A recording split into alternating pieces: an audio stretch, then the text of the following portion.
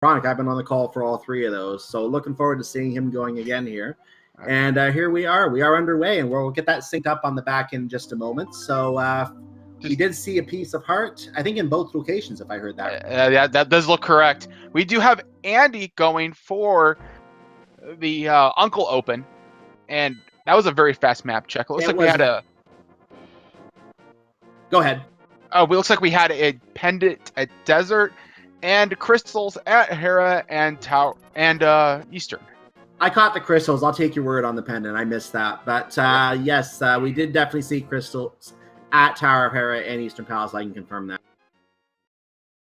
All right. And back in the Uncle area, we have 300 rupees in the chest. That's good in case we have access to Zora early. That'll make that a possibility. Of course, that would require logically flippers or the power glove. Looks like Andy also got his hands on a bomb as well. That'll be nice for the CAC checks. And also Ethermidine was found up there, and Plasma is going through there as well. Lumberjack check. We have a full heart container. Lumberjack is not required.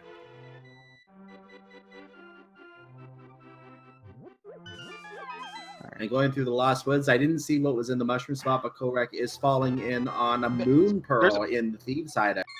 Looks like we just had a big 20 at the mushroom spot. All right. So just all right now, we just have ourselves some divergence here. Korek is taking the south route.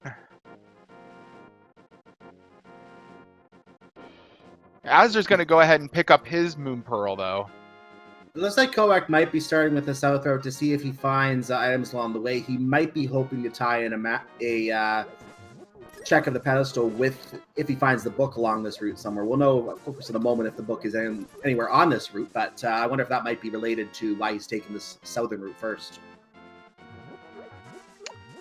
Potentially. I mean, Korek is... So there's two bushes here that have a 50-50 chance of giving bombs, and Korek was farming for those. But it doesn't look like he had a whole lot of success.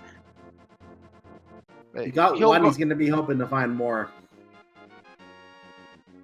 It's like a question of just how much time do I spend farming bombs? He could take that one bomb, open up the storage cellar, so I like to call it, in Kakariko. It looks like he's going for the 20. No, all right. Azur does not have any bombs. He's not able to blow a hole in the back of the well. He does find some powder in the well, though. That'll be good for Magic Bat later when we can get to that, and for getting fairies throughout the quest if he needs them. And in Blind's hideout, Andy is going up there right now. We are going to find 5 chests there. He does have a bomb for the hole in the wall there. That produces more bombs. That's a power glove. Heart. And more bombs. Well, that's kind of fortunate if you decide to just drop in here. And there's our flippers. Well, we have Zora access. That's for sure. 150 rupees away from paying off the fish. We'll have to see what Zora has. Now, while I'm talking about Zora access, it should be noted that finding money in a chest does not say go to King Zora. That is just a random item. That doesn't have anything to do with the logic. You're expected to farm if you're not given a lot of money. Exactly.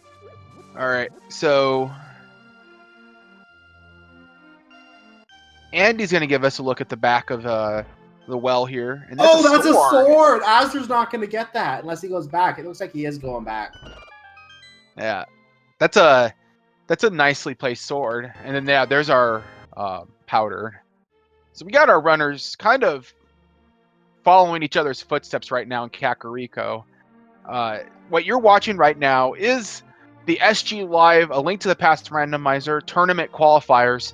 We've got 3 guaranteed bracket spots available for those who score the top points out of a total of 5 of 20 matches that will be played throughout the course of this month. It is possible, and we were talking about this at the start of the broadcast. It is possible, not guaranteed, but possible that 3 of the racers on tonight's broadcast could be those 3 racers. They have all been involved in winning races already during these qualifiers. So depending on how the qualifiers shape up, Andy, Azur, Plasma Kappa are all definitely in the running to be among those qualifiers.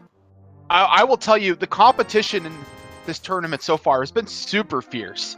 There's just been a lot of really S-tier players participating, and a few new faces that we've never really seen before. Like I haven't heard much from Plasma Kappa before this tournament, but he's. Sorry, go I ahead. have seen him in a few dailies, and I do remember seeing him before being a fairly good runner. So I'm looking forward to seeing how he goes in these qualifiers. By the way, we had something I think in the library. It looks like it might have been a sword. I'm not 100% sure though. I missed that. I missed the library item, unfortunately. But Asder is giving us a look at the back half of Escape, it looks like. I was wrong. It was Fire Rod in the library. Thank you, chat. Chat rescuing us from our ignorance. That was too quick. I didn't quite catch it. Yeah. We're getting a check of the back of Escape here, and let's. Now I didn't see if another runner had already checked that, but if not, we'll see it now. Or if they have, I'll see it now anyway. In the back of Escape, we do have a big 20 map, and I think we did see this actually. I just didn't comment on it. Yeah, it's a bunch of garbage. Not even a key to try to sequence break. Dark Cross. Now we're gonna go ahead and get our first. I think this is gonna be our first looks at Dam. I think it is. We're getting two at the same time, so we're gonna have and actually everyone else heading in that direction right now. So there's some bombs in the chest. We're gonna leave and come back in. You can't get to the back at the same time as you open the chest unless you have a hook shot or a mirror to cause the block to either block clip or cause the block to disappear respectively. So they have to leave and come back in. They're gonna pull the right switch. The left one drops some bombs, so don't pull that one. The right one floods the dam. You go outside. There's an item in the moat, in the water, in the drained water outside, which is going to be just $5. So I'll leave that there. Yeah, that's not worth grabbing. I wouldn't even grab it in a multi-world, but that's neither here nor there. All right, and we're also going to get our first look at Mini Moldering Cave. There's 5 items here. It's a nice high percentage play. Could easily be a lot of value here in Sphere 1. And why is it called Mini Moldering Cave? You can see why. There's 4 lovely mini Moldorms in here that the runners are going to have to take out to open that door. And yeah, this is a great play. This cave can often be a place where some really good items are found, and it's worthwhile making the south check just for this. That heart piece is not one of them. Neither is that $5 or the boomerang. Good for stunning. There's another boomerang. You know what? What I just said about Mini Moldorm Cave, throw it out the window. This is not a good place to check. Not today, anyway. Not even that red boomerang. I mean, that does, like, you got both of them. You can check the stun prize. So I guess there's that. Yeah, the stun prize is the only advantage if you were to find that something like 20 rupees or magic or something like that, then it could be worth getting that information. So we're going to look at Waterfall Cave. We're hoping maybe to get some silvers and wow! Silvers hammer. And hammer. That is a good combination. So that hammer and the power glove provides Dark World access with the Moon Pearl. So they can go the Dark World right now if they choose at 8 minutes. Yeah, Aga is pretty dead now. He's alive, technically. Just we're not going to go see him. Oh, Titan's mid at the Ice Rod Cave.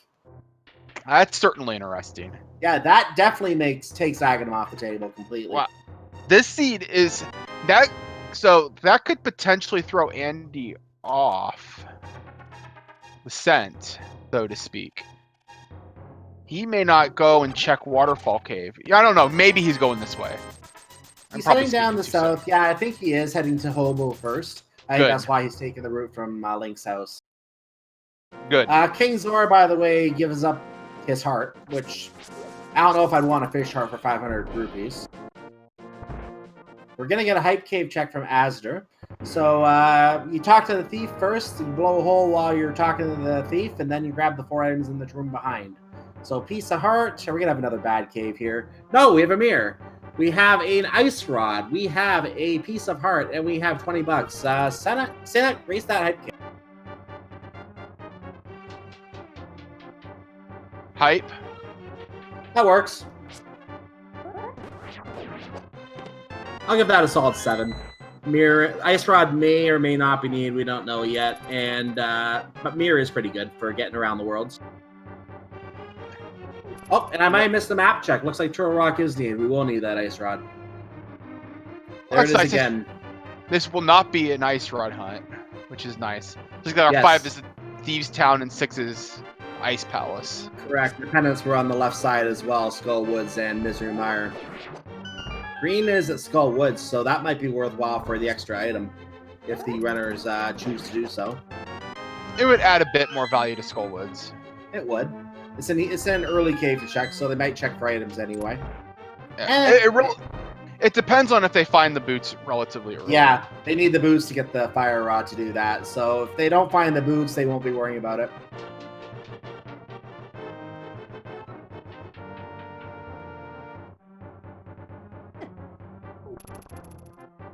Looks like Korik is setting up a death warp. So, green guard, please. Yeah, the guards are being a little too strong. Oh, on the no. side. He's down before he gets the item. He's going to have to do that again. Oh, no, he has a fairy. Well, the death warp would have failed. Hey, you know what? He may have known. He just didn't want to menu to it. Yeah. It's just bombs. Now he'll take the death warp again. This is going to take a while to do. He's dropping bombs to hurt himself quicker. All right, Azur's giving a look at digging game.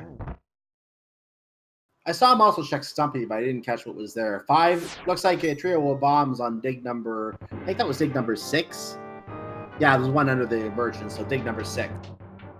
All right, and Andy will also be claiming his ice rod here, pretty short order. And his mirror.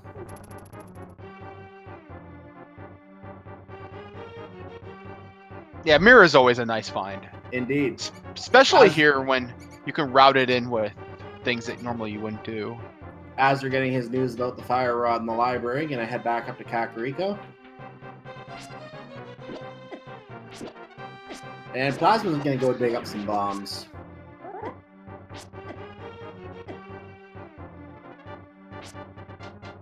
Alright, I think Korik is giving us a dark cross check.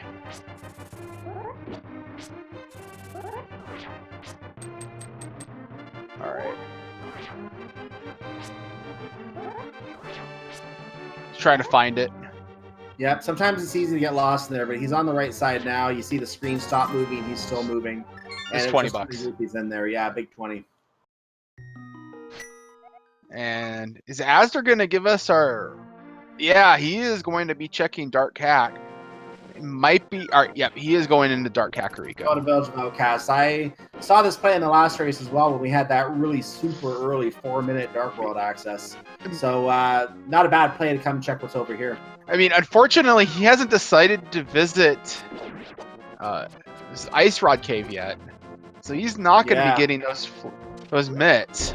He might be thinking about that once he goes to Ice Palace, but of course, if you don't get the mitts, you can't go to Ice Palace anyway, so that could be bad. That could be putting that off for a while.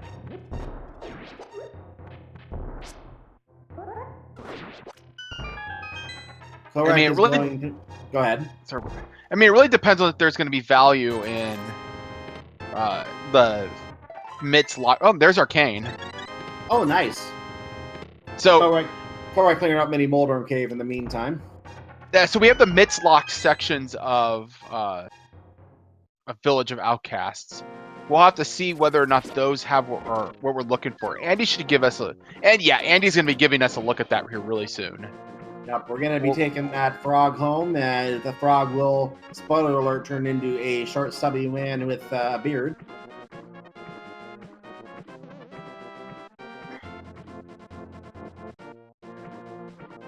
And he's in a hammer time indeed. He's in a vent his frustrations out on these pegs. Though he's having a pretty good run at it tonight. So that was pretty good for not having the dash, and just some arrows in there, so not worth the time. That's our first check. We have Magic Bat, we have Blacksmith, and we also then have the purple chest if he decides to go do that. And there's the aforementioned short, stubby creature with a beard. And $10 will buy him bombs. Not a bad deal. It's not the deal he's looking for. Yeah. He's going to go check Magic Bat next because he's here. It's convenient. Why not? Then he can portal and grab the chest. and take that over to Gary. Gary left his lunch in the Dark World. All right. Asder's also giving us... Oh, there is the hook shot out of Thieves Town. Ooh, very nice. Meanwhile, Andy with the magic bat. I cash you by taking a rupee out of your wallet.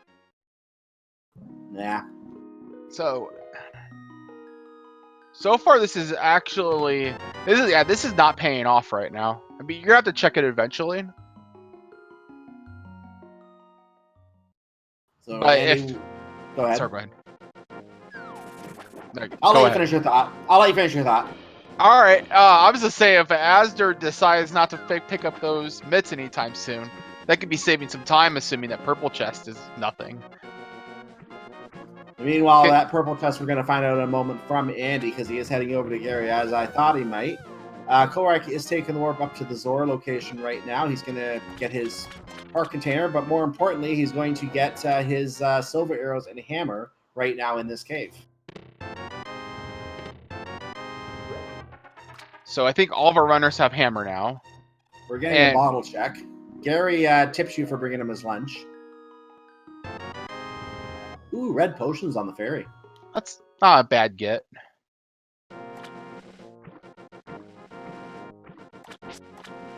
So Plasma Kappa is also going into Thieves Town. He's going to get his hook shot. We'll have to see how far he decides to go. And I may have noticed that Astor didn't check that hint tile that he was walking by. You might be wondering, wait, aren't there normally hint tiles in this game now? Why don't they check that? I want to answer that before we get to see too many more of those hint tiles. They're turned off for this entire series. The reason for that is because this is a no hints mode where expert play, no hints, you're on your own, you're doing it all yourself with no help from the game. Those are off through all of the qualifiers and in the event at SG Live in October. Shout outs to VTorp for making us the no hints seeds. It's much appreciated.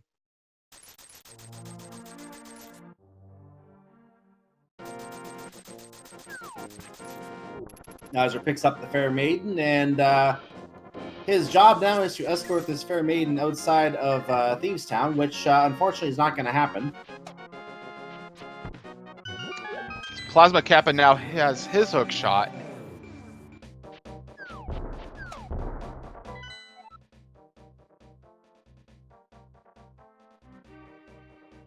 So Azur's going to head up to the chamber with sunshine open from above, and Blind today says something really long. I'm going to read again. Percussionist masters drum up audiences. Thanks, Blind. Yeah. Azur's given us a pretty textbook, well, almost textbook Blind. But yeah, he gets it. And for his trouble, he's awarded with loses the compass. We knew that.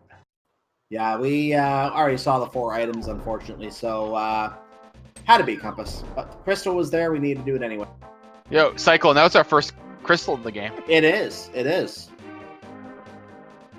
Azur drawing first blood with Plasma Kappa and Andy really on his heels right now.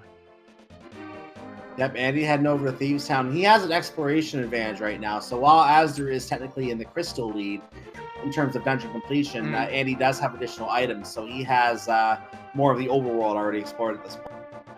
What's the saying? Isn't over until the Pyramid Fairy sings or something like that? Something like that. By the way, I don't know if we noticed that the Cape was in Thieves Town. So going up to the Skull Woods area makes sense because now you can check Puffer Cave while you're up here. I don't think Andy's gotten Samaria yet, chat. He'll probably go ahead.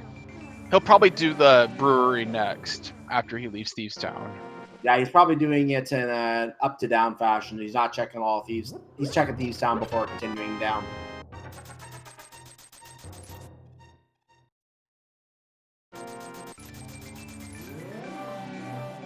Yeah, with that hook shot, that's gonna make. I mean, sequence breaking Death Mountain right now might be really attractive. It's not logic. It's not in logic yet. Yeah, it's not logic at all, but it is definitely a place where a lot of items can hide. And since we do have the hook shot, and we do have the mirror, we have access to everything on Death Mountain. Even the Cane of Burn will give us access to Spike Cave at this point.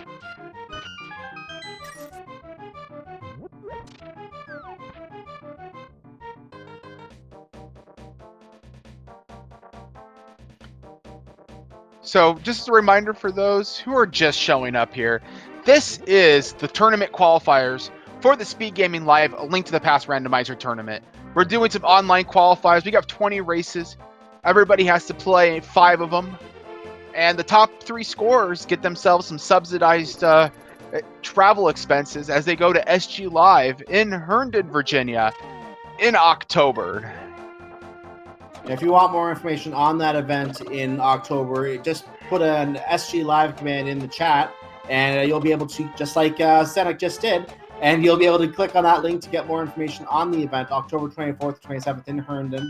And a lot of tournaments will be taking place there. I'm looking forward to seeing the Super Mario Maker events happening there because Super Mario Maker 2 being a fairly new game, that should be interesting to see there as well. So that should be a lot of fun, all the different events happening there, and that marathon is planned as well. It's just gonna be 4 days of just rando and awesome for me. Depends on what you like, I guess. But it is true. A lot of people, I'm sure, will be there for the rando. A lot of our links in Fast community, I think, is going to be planning to go to this. Yeah. So, Asder decided to make the Death Mountain play, but without the mitts.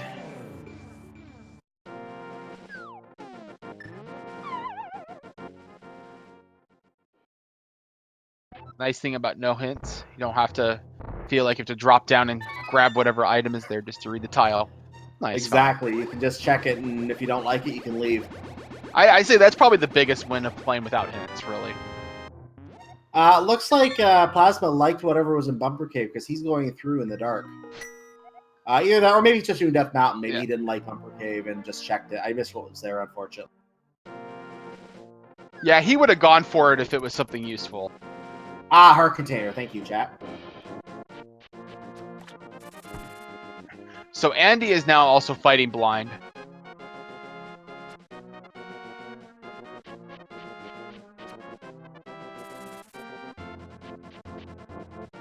Now, while we are climbing up Death Mountain, it should be noted that every single item up here is technically out of logic. So if wherever the flute or lamp is located, those are the 2 key items that could get us up here. And I'm being made fun of in chat by Bumper Cave of the Dark comment now. But yeah, until we find a flute or a lamp, we won't know which item is the one that is meant to get us up here. And whichever one that is will have to be somewhere off of Death Mountain in order to allow logical access to here.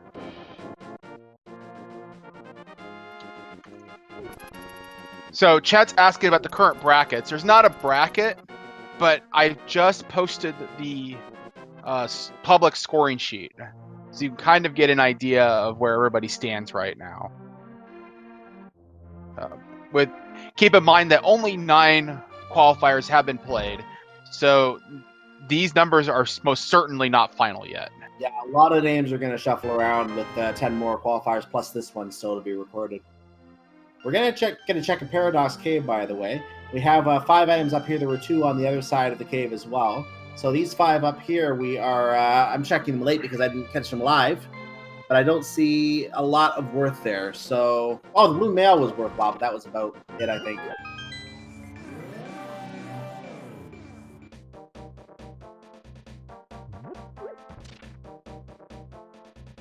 So,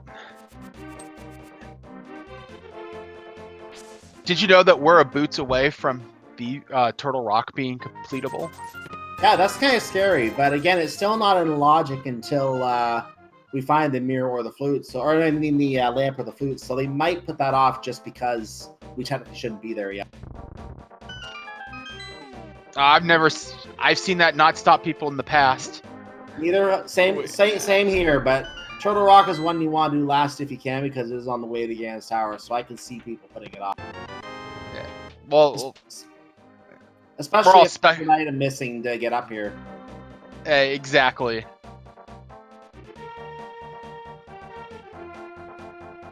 At least the good news is we know that those boots are going to be required.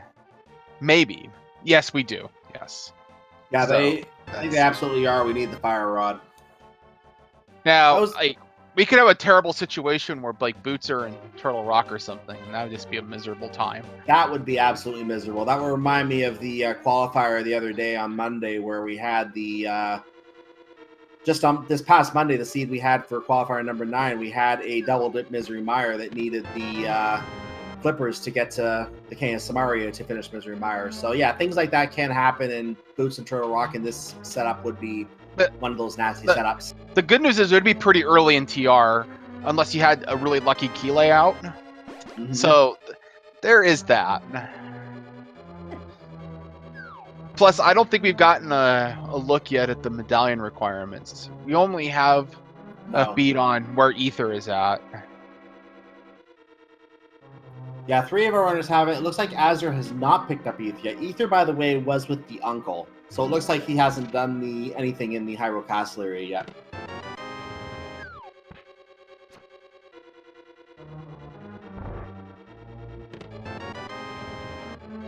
So we are getting our look inside Tower of Hera right now. I just saw a compass in that chest there. I missed what was in the basement, but we're going to see if, checking with the rest of the chest, we'll see if there was another item in that location or not. Killing the beetles here. Azure is claiming his goodies or lack thereof from Paradox Cave. Oh, Andy's giving us a look at Graveyard Ledge. This is a worthwhile check. He might be doing all of the northern Hyrule segments, including going over to Catfish at the same time, I'm thinking. We don't have Mushroom Check the Witch, though. We don't have a fire source either right now. We're a Boots or a lamp away from that. This is turning out to be... We can't check the grave either. I just realized that, too.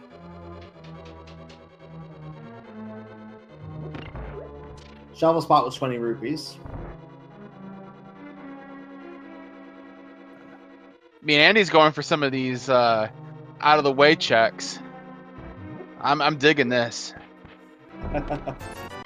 We are getting our look at Catfish, so he...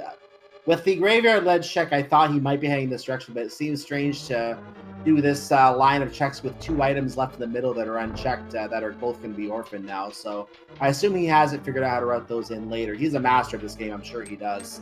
It'll be interesting to see how he routes that later. Yeah. Something I've learned from now is don't second guess Andy. No, never. He knows what he's doing. In fact, all 4 of these runners really know what they're doing. Oh, that's a fluke. Speaking of knowing what they're doing, there's your Death Mountain access. Yeah, that resolves that chain. Indeed.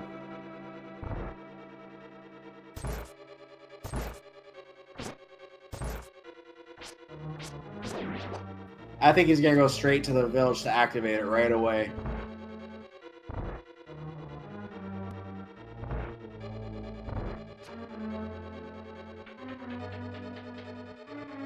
Court, meanwhile, is coming upstairs with the maiden. He's going to cue the blind fight. This will be his first crystal. And Plasma Cat, by the way, is at 2 crystals because he also took out Moldorm as well as blind. So he has a crystal lead right now. Korek about to win his first crystal. And he, as I suspected, is activating the flute. So he's going to probably head straight to Death Mountain from there without going through the dark and then go back in the dark to rescue the old man. Yeah, more importantly, he's also going to be able to get a bead on the medallion requirements. If he hadn't mentioned that already. I had not, but you are right. He could go to Misery Mire right now if he chose to, or backdoor Desert Palace. Granted, Desert Palace is a pendant, so I don't think that'll be on the radar right now, but it is a possibility if he does want to check the item. I am really liking this play now. Like that flute find is really going to pay off for Andy. Exactly. That's a location that might get orphaned for a bit. Well, I agree with you to the extent that some runners will either wait for Boots or they'll try to tie it in with a pyramid check. And by Boots, I mean to check the graveyard tomb, for example. Or for the mushroom to check the witch. And again, the pyramid check with the big bomb, that gets the pyramid ledge, and you can work up the catfish from there, of course. So these are all valid routing options. Andy took the gamble and went through without checking any of those orphan locations and found the item he needed, and it worked out in his favor this time. I mean, so the good news though about that is both of those checks are easily done without having to run into the dark hole. Exactly. So once you find boots, you save and quit to Sank. You can get him really quick. So Azur's swimming his way through Swamp Palace. Gonna just go straight to the back. Straight to the back, yeah. I can appreciate this as well. We still have a lot of items we need to find, but we're only 30 minutes into this match. I can appreciate this quick trip to the back just in case he finds there's a couple dungeon items on the left side and doesn't need to go there. But very often, given the number of items that are in here, there is going to be something over there. It's just a question of whether you're willing to take the gamble and the extra time to go find out what those items are. And it's not like you get a hint or whatever for that left side. You're kind of... Yeah, you don't ever get hints for that. You just have to gamble on it, you know? Yeah. Hints disabled. It's a wonderful thing. Exactly. Makes you make the gamble.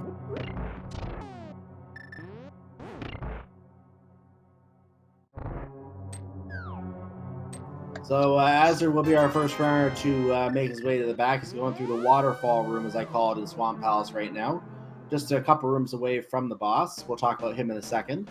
Korek coming out of Skull Woods, working his way, I'm assuming back out. I think he's done here. Andy working his way through Tower of Hero right now. Plasma is also in Swamp Palace. I think Korek is on the path right now to also find that flute.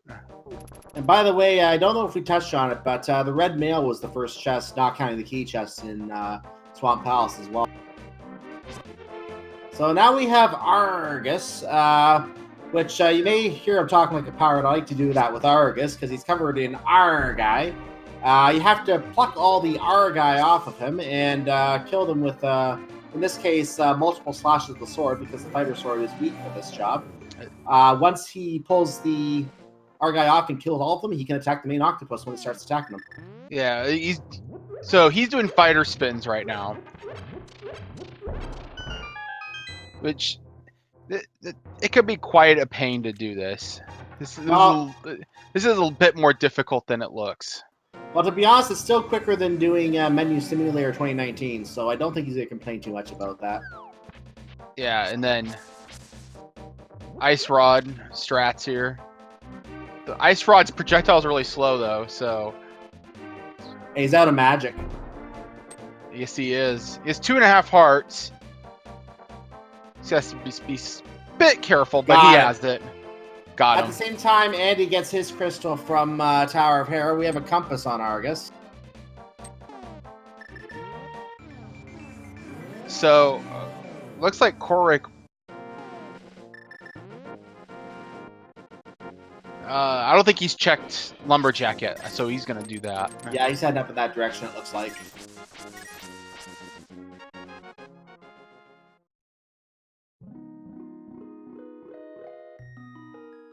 He's just finding out now that Aga is definitely not required.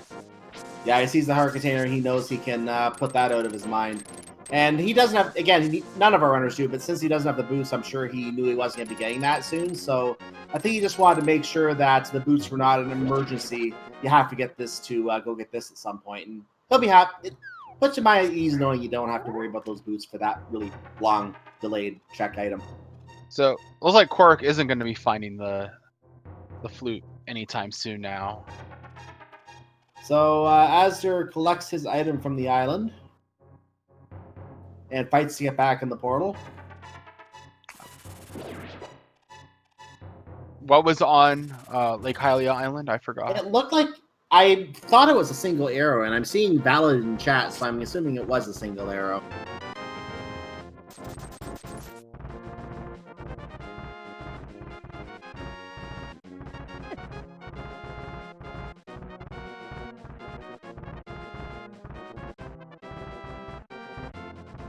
Now notice the tech that Andy is using to hook shot to the blocks as they're moving. He's hook shot into the new block location, therefore clipping into the block and being able to get around without having to waste time going upstairs to then come back down and see the blocks reset. So he's clipping through and getting through this cave just a little bit faster. Little time saves like that are why top players are top players. As we find Quake in Super Bunny Cave.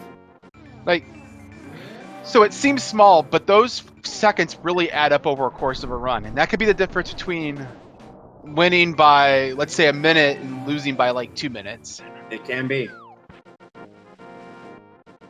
And an easier version of that, by the way, for runners who may not be as skilled at the block clip, you can actually use the mirror to also push blocks and cause them to disappear by triggering the mirror. There's our mushroom and hookshot cave. But a note about the mirror method is that you don't want to use it in a dungeon because it will put you at the start of the dungeon again. Okay. So, all right.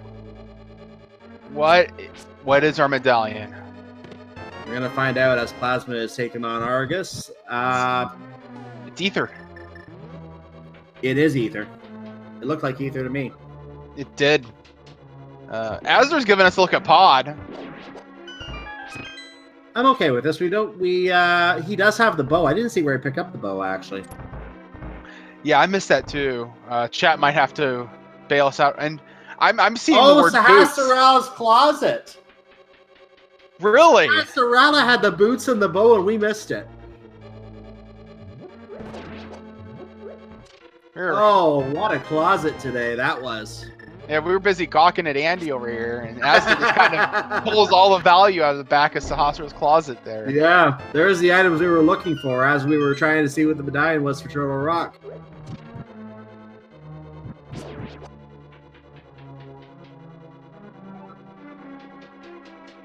And according to chat, we are apparently in no mode, and I'm actually just doing the research on that myself to confirm. We know Fire Rod is in library. Actually, we're not in no... No, wait a minute. We don't need Misery Myers, so that medallion may not matter. Yeah, I think they're right. I think we are in no mode. You're right.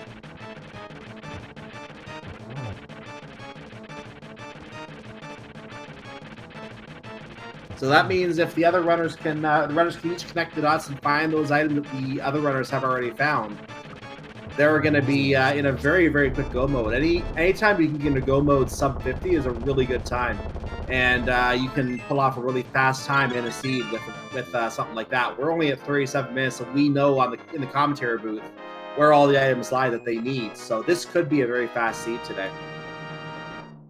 Yeah, and we know that Sahasrara's closet is not going to be a place you're going to miss on the way to Pod. No.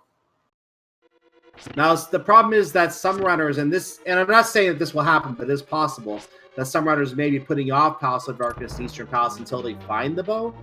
That is where not checking Sahasrara's closet early is going to hurt, because they're going to put off that location as long as they don't find the bow. Meaning that they could last location the bow in the closet and then finally do those 2 dungeons after checking everything else. That could hurt some runners. I'm not saying that will happen, but that could happen. I mean,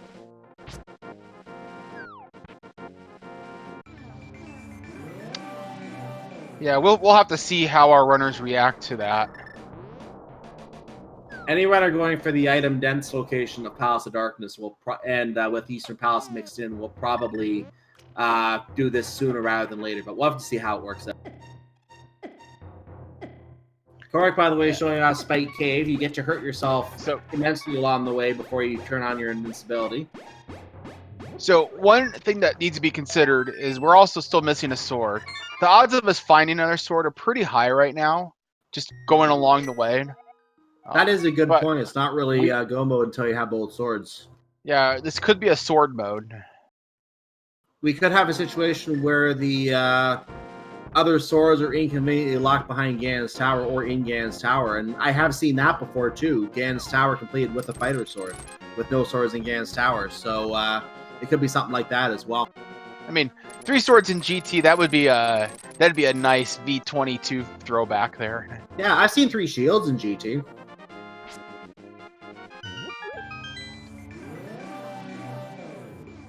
I think that was V29 when that happened. So we're gonna get another boss here from Azur. We're getting the Armos Knights. Now, since we have the bow and the silver arrows, I didn't even have time to talk about them. They're dead. Azur just deletes them. Yeah, just hit delete. They're gone.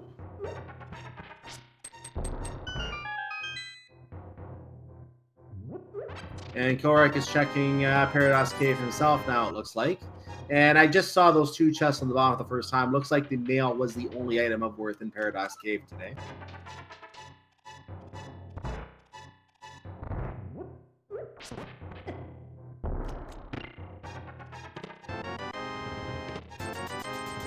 Andy working his way through Swamp Palace right now. Azur is checking Palace of Darkness, so this of course makes sense. He's in the area, he can do both at the same time. First key is there, so he can go straight in and go in the front door, or he can choose to do the bow lock side since he has the bow. You can also, if you were to not have the bow, you can do a potion glitch on this side and get to the 2 chests here anyway. This is actually a trick that is allowed in this tournament. There is another trick with the bow at Gannis Tower that is not allowed, which is a mimic clip. If we end up in a situation to talk about that, we'll talk about it later. I mean, the odds of you'd have to not find the bow and then also be in a situation where both Eastern Palace and Pod were pendants. Exactly. So, yeah, most of the time it's not relevant anyway. Yeah, most of the time it isn't.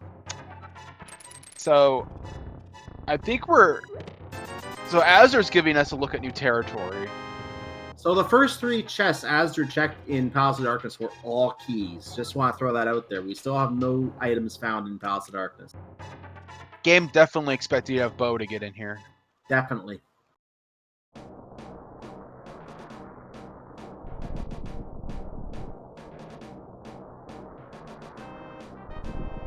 Now that first item was 20 rupees, by the way. I didn't touch on that. So I'll keep an eye on Azur here to see what items he finds. There's some bombs. That's item number 2. There are 6 keys, 5 unique items, and the 3 dungeon items in these chests. So we're 3 keys and 2 items so far. That bomb under the pot does not count as an item. All right. Looks like Plasma Kappa is getting his water checks done now. He'll be happy or at to least get finishing his, up.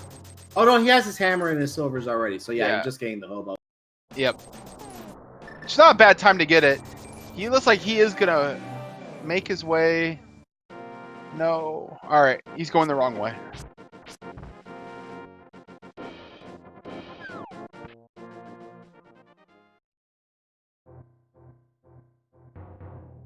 What are you doing, Plasma? He is wandering around an area that we usually don't see runners go to. This is you usually enter this shop location when you're in the Link to the Past and Super Metroid Combomizer randomizer, the combo randomizer, because that's the transport to the Super Metroid world. But in this game, it is a shop. Yeah, I mean, if you need a red potion in a pinch, though, and it looks like now he's gonna go ahead and we'll be seeing the bow and boots from him. And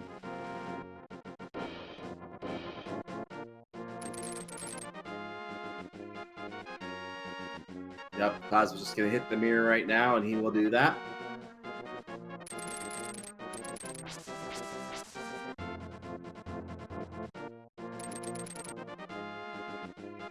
And meanwhile, is finishing the trip of Swamp Palace.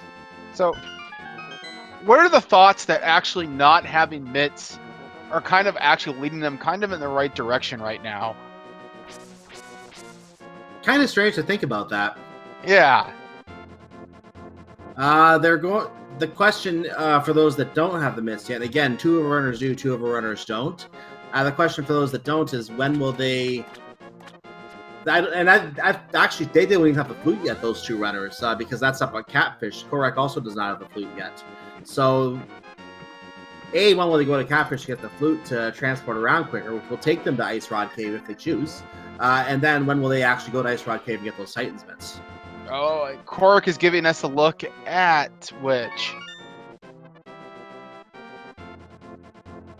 Now, we know it's nothing important because we know all of our main items have been found. However, it could be a sword, and that could be something very useful. No, it's just a piece of heart. Korek is like, nope, not even. And Plasma Cap is our first of our restreamed runners to go ahead and actually get his ice rod or fire rod. Fire rod, yeah.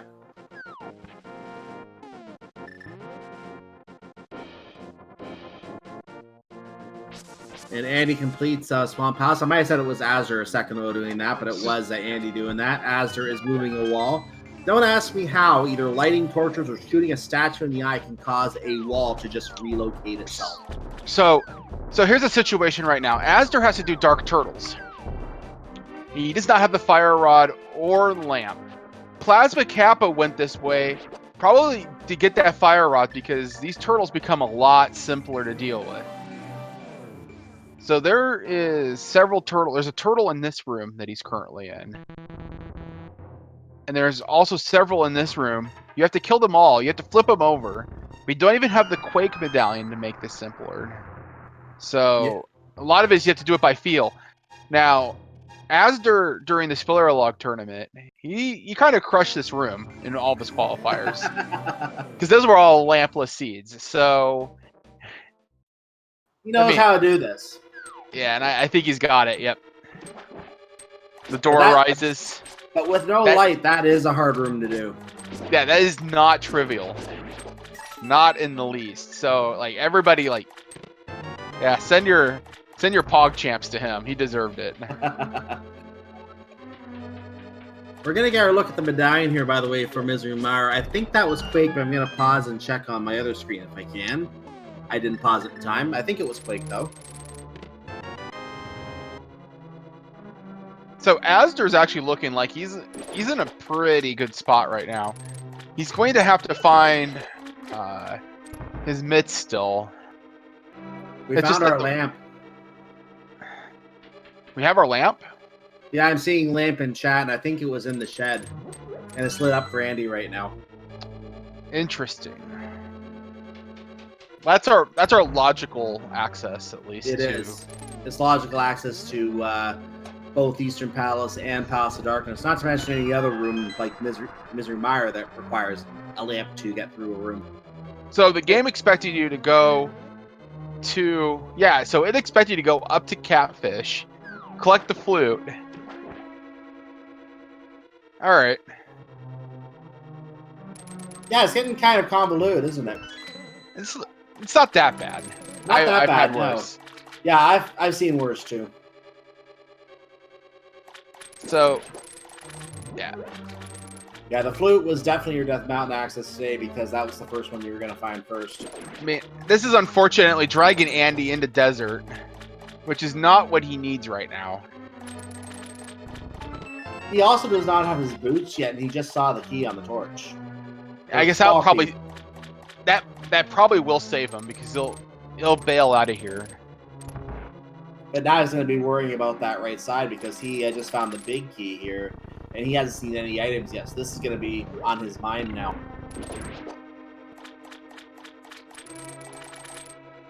And that was that. So that is our first of 2 items for Desert Palace, but not a required item unless you're, fighting Aghanim, because Swagnet is always useful against Aghanim. I think, yep, so Andy's making the right play. Now, he's going to be super happy to see this. This is going to put him in go mode once he visits the Hashula's closet. Yeah, we have a go mode countdown here, ladies and gentlemen. He knows, I think he saw the library, right? He knows Fire Rod is there. Yeah, I know. I strongly believe he scouted that. Yeah, I believe he has. We'll see. Now, he has to open chests to get keys anyway. But if we see him stop opening at a certain point and just continue the back, you'll know he's in go mode. The problem is, though, he still only has 1 sword. He's probably going to still open chests, looking for that second sword. So, yeah, we're not going to call it go mode yet because we are still looking for that sword. But he does have all the other items that he does need right now at 49 minutes and 7 seconds. Yeah, I think he's gonna treat this like go mode. He very well might. The question is, will he accidentally overlook a sword layer by not opening a chest somewhere? And that's what we're hoping does not happen. So I don't think it'll be a problem. He will probably do incidental checks along the way. And right now, the odds are looking pretty good. It's going to be in GT, and he's going to find it just digging around there. I agree. I agree. 22 chests downstairs, 4 chests upstairs, plus the big chest also downstairs. That's 27 locations in GT. There are very high odds there could be one in there at this point. And Asder's unfortunately in Mit's hunting mode. Same thing with Plasma. Korak, by the way, taking on Argus, and again, Fighter Sword Argus. I have seen Fighter Sword be the only one available to get to GT before. Like I said earlier, all three have been locked behind GT besides that one. So we'll see if this is one of those seeds.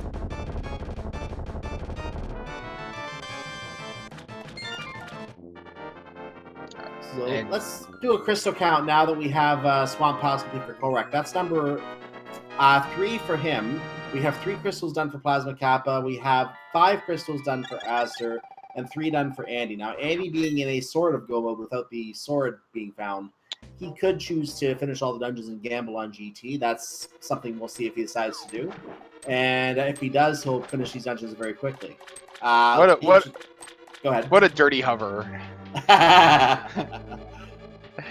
Joking aside, though, that's another way to get to those chests. You didn't even have to do that. That's the best part. Who allowed hovering in this game? Who allowed hovering?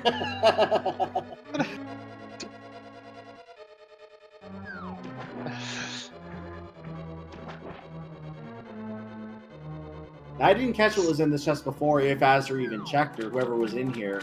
Probably key. Yeah. You skipped it, it's key. Yeah. One of the two had to be a key, but I don't know, but both could be as well.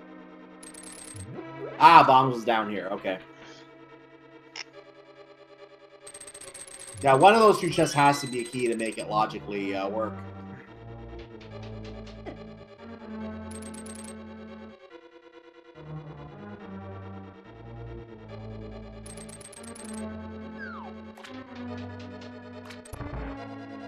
By the way, what I just said was in love. Sorry? Never mind.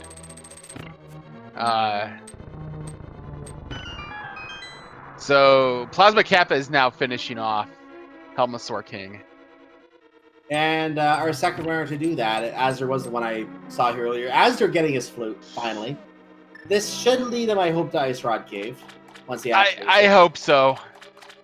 I really do hope so, Cyclone. First, we're going to get a Zora check. Yep, doesn't hurt. I think that was a big 20 on the ledge. I didn't see that earlier, but yeah. Nothing useful there, of course.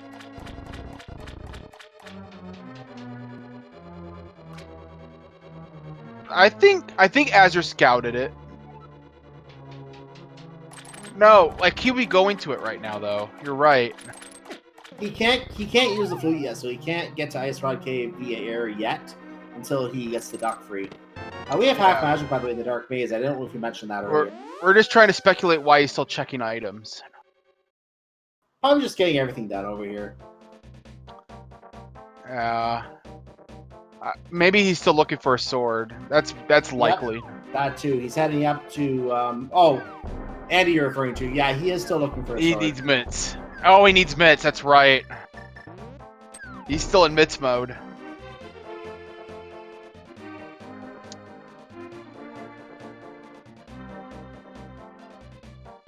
And the mitts are in Ice Rod Cave. If he activates the flute and flies over there, he'll find them. The good news is that at least he'll stay out of desert and mire. Exactly. Let's see if he decides to make the trip over in that direction. Both are pendants. We don't need either one of them. Unless he wants to go get a lamp out of the shed. That's the only reason you go over there. Yeah, because like his go mode is going to be mitts. Exactly. And he'll never go there, probably. Still not go mode because he still only has one sword. I'm sure he'll find another one along the way. Yep. I think could be an ice pile somewhere. I mean, the play right now, and this is with seeing everything, right? So we have like the wider view of what's going on. But the play really in this case is probably just going to be treated like go mode. Do your incidental checks along the way. See if you can find the sword, and then hope you find one, and if not, like start digging. By the way, I don't know if we made mention of the fact that Sick Kid had the Cane and Burn. Azure just picked that up. So I guess the Sick Kid's name is Brian. Is that how it worked? I suppose so. Yeah. I'll roll with it.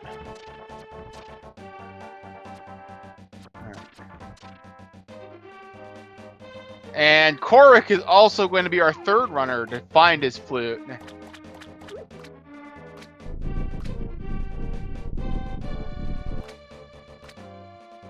As we're heading up to the mountain, About ready to.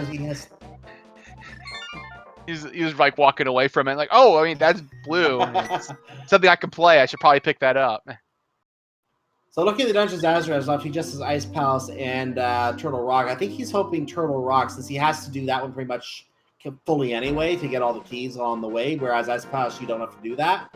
He could go mode Ice Palace and do that a lot quicker. He's gambling that Turtle Rock might be the correct play, I believe. But he's actually in Spike Cave first. Maybe he's proving me wrong.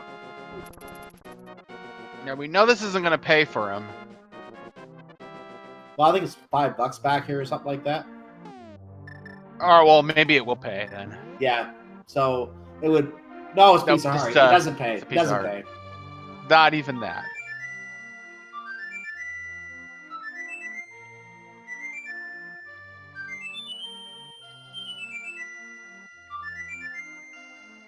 And with that, Korik's bird is the word and is out of the windmill. So we have another active flute, and Astor, I think, just activated his as well at the same time. So 3 active flutes, and let's see if we have a Titan's Mitt check at Ice Rod Cave for Astor. Probably not yet. He's heading up to Skullwoods area. The Plasma Capo is going to be getting his flute, though. This is good. Yeah. Hopefully, this makes checking Ice Rod Cave a little more attractive. Azur's going to the Dark World here. Ooh. I'm curious. Korik is in the rain at Misery Mire right now. Does he think that it's in the second half of Skullwoods? That'd be a low % play. It would be. But like all things here. Well, if it turns out Sahasrara has a sword, that would be a worthwhile gamble in that sense. Just odds are there's another one somewhere in Gan's Tower that he just wouldn't be looking for. That It's just Asdirt, go to Ice Rod Cave, please.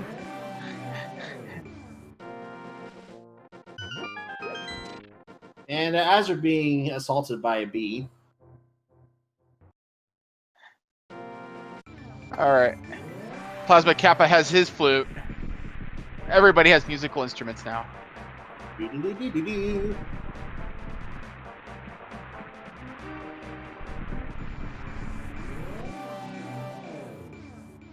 So the question is, when will he go to activate it? Not yet, apparently. Is he checking Pyramid? He has only one of the 5-6 crystals. He can't get the bomb, but he can go to the Pyramid ledge and see what's on the ledge if he chooses. I think he's doing that.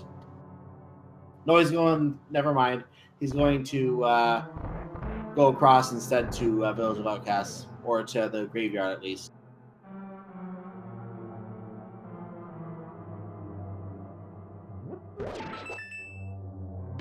Korik is doing the desert check himself right now. He also does not have the boots, so this will slow him down from getting through here.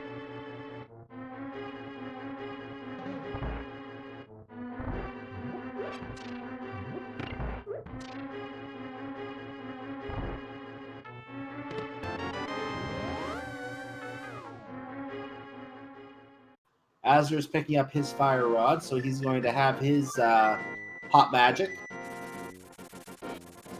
And Andy right behind him. Yeah. So Andy has all the equipment that he needs. He's just gonna clean up Ice Palace, Turtle Rock, and find a sword. Hopefully. And I'm actually thinking there's probably going to be a key on Laser Bridge, and I think our runners will, looking for that second sword, just finish the checks on Laser Bridge, because that's 3 chests, and that doesn't take a lot of time to check those 3 chests, so the odds are good that there could be one at least by Laser Bridge.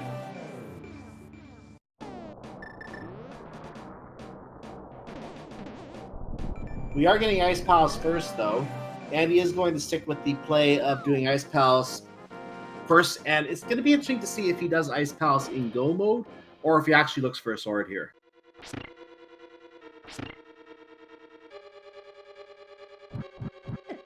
He will open this chest because this one is easy to open once the gators are dead.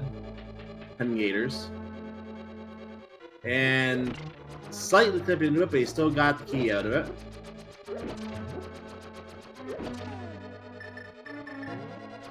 Korek is doing the coffee break. So, yeah. Go ahead. Still on the hunt for that Poe. So the reason we call this a coffee break is because you can trigger the switch while you're standing on the tile and get raised and the tiles can't hit you. So flying tiles, that is, can't hit you. So you just sit there and relax for 30 seconds and think about what you want to do next.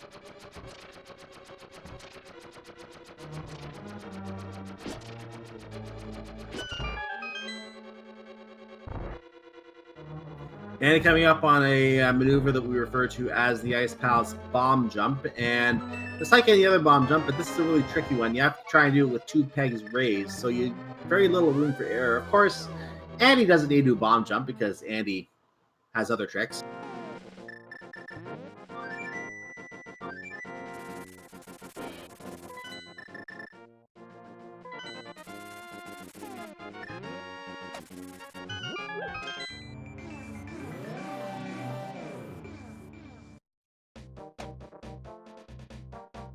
So just kind of a reminder, this is the SG Live qualifiers. Our top 3 out of the 5 of 20 matches that each player has to do get subsidized travel expenses to SG Live in October. All these are open mode, randomized sword, normal difficulty with hints disabled. There are no hints. It does add an extra layer of challenge not having that additional help for certain checks in the game. So, but this was a fairly benign seed, even for no hints. This was a pretty good seed to run.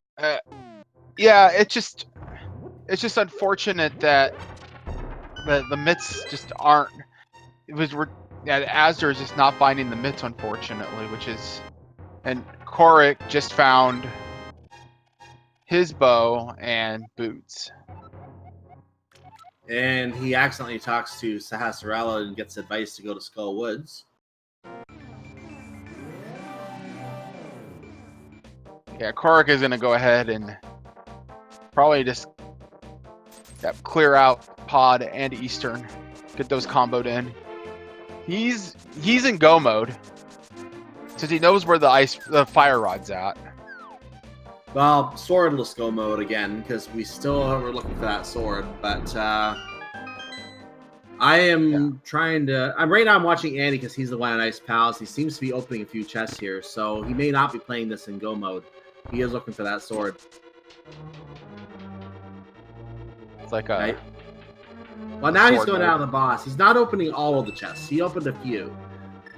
So just a few of the easier ones along the way. He's not going out of his way to get a bunch of chests.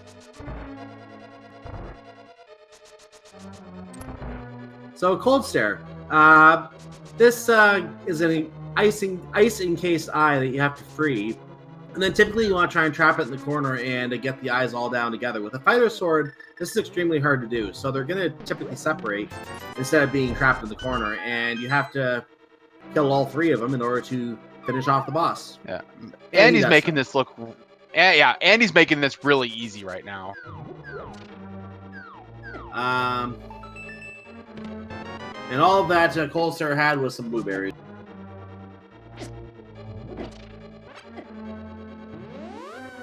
Aster is going back to the back of Skull. Well, at least he's coming from there now. He looks like he finished the Mothula fight. I did not see him pick up a sword there. So, can't check the pedestal because he doesn't have the book, but pedestal's not going to be important anyway, so that's fine.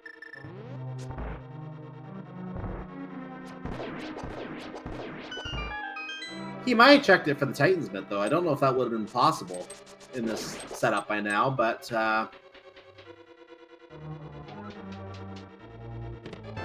No, it wouldn't have been. Never mind. He couldn't have checked it for that anyway. So Andy has done 6 crystal dungeons, and he is on his way to the 7th crystal dungeon right now. He is still lacking the Master Sword, but this is not a bad place to do in not go mode because If you find a sword along the way as you're looking for keys, you're going to go into instant go mode anyway. So this is actually a good dungeon to go to where you only have a fighter sword. Hard to complete with a fighter sword, but it's still a good place to go looking for a master sword.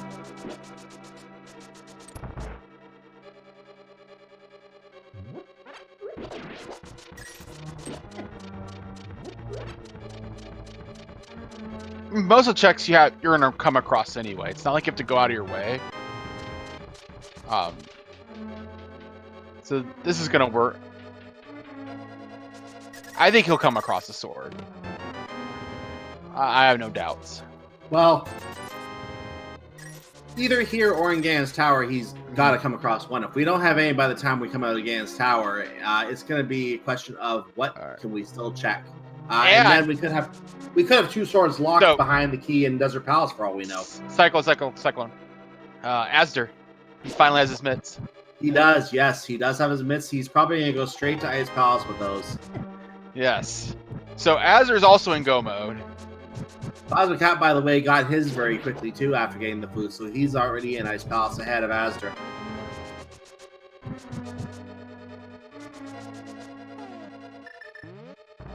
Now, we still need to know where that sword is for true go mode. Hopefully, Andy will be coming across it because he is our first Turtle Rock. He is working through Turtle Rock right now.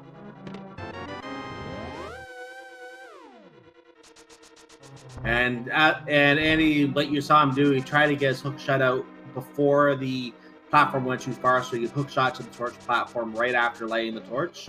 Unfortunately, he went a little too far, and the hook shot just froze his platform placement for a while, so he had to wait for the platform to move again and reach another angle. All right.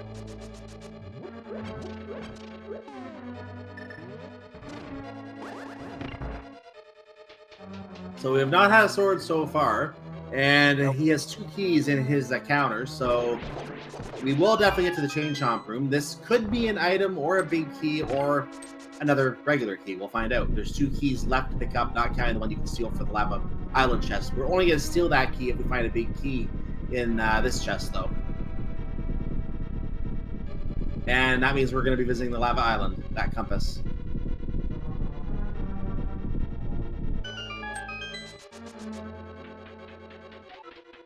Nah, no key thievery today. And even then, he might have just skipped the Lava Island chest and gone to the Laser Bridge anyway, because there's better odds of it being on Laser Bridge. All right, Plasma Kappa is cleaning up Cold Stare. Goes ahead and claims his crystal there. Azure, meanwhile, does the bomb jump. Korek is still flailing around the dark in Palace of Darkness. Lava Island produces the big key. That's a vanilla big key. The most vanilla of big keys. Yeah, the most vanilla of big keys.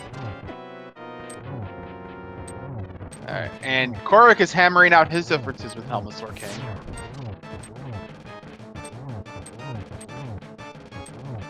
£17 to the forehead.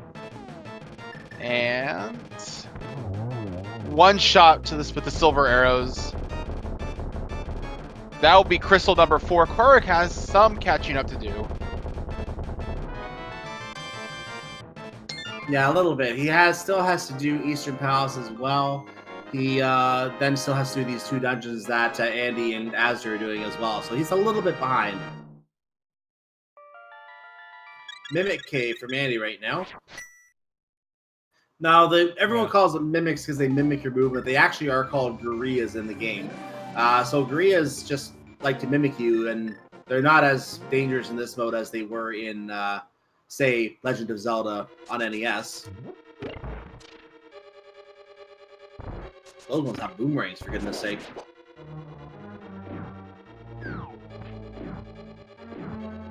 Now, what's in the big chest here? The big chest today contains a heart piece. Still no swords. Is this like the legendary 3 swords in GT game? It could be one of those, or I don't think we have any fetch quest items left except for the book. It could be 2 swords on the Tablet's third one in GT. Couldn't because, well, one would have to be in GT. You have to collect that one. Exactly. That would be pretty disgusting. But that's a lot of what ifs right now. It is. I do remember seeing one in GT and one on a tablet with a book in GT before. I have seen that.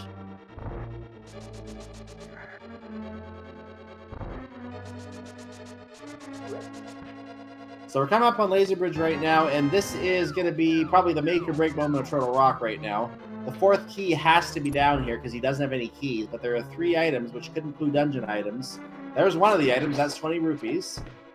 Chest number 2, after bonking the laser and repositioning for another shot, that's our key. So there's our access to Trinex. There's the map.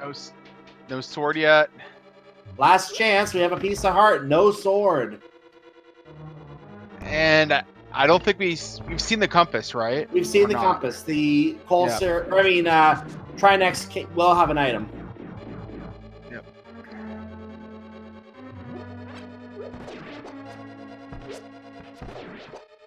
And Plasma Cap, by the way, as well as Azure, both working their way. Actually, Azure's going to Turtle Rock. Plasma Cap is already working his way through it. All right, and Korik is cleaning up Armos Knights. Blink it and you miss it. Yep. So Andy is now going to take on Trinex. This is a bit of a complex boss. You have to use the Ice Rod on the Fire Head, which is the red one, Fire Rod on the Ice Head, and then just kill them that way.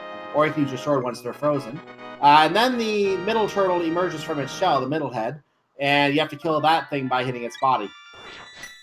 Hammer Trinex is always a good time. Oh, that's always interesting to watch. It's gonna be 5 hits to the head with the hammer. The hammer has a deceptively small hitbox, but yeah. Andy, of course, just makes it look easy. Right. Yep. Asder Will this be our sword? Sword? Sword? Sword? Blueberries! That doesn't look like Sword Cyclone. Ladies and gentlemen, we have 2 games to play here, and this is a community race, so we're not running the bot anyway, but game number 1, guess where the big key is in Ganon's Tower, 1 to 22. Game number 2, guess where the sword will be in Ganon's Tower, 1 to 27, including the big chest, and 20, and we'll go with 0 if you think it's outside of GT. So let's go with game number 1, Cynic. Where do you think the big key is today? It's probably somewhere in GT. Oh, big key. Yeah, somewhere in GT. Okay, that works. I'll just go with 11 because always. I'm boring. I see that. I see a bunch of zeros in chat. You guys really don't like our runners, dude. Like you want to see them suffer a bit more.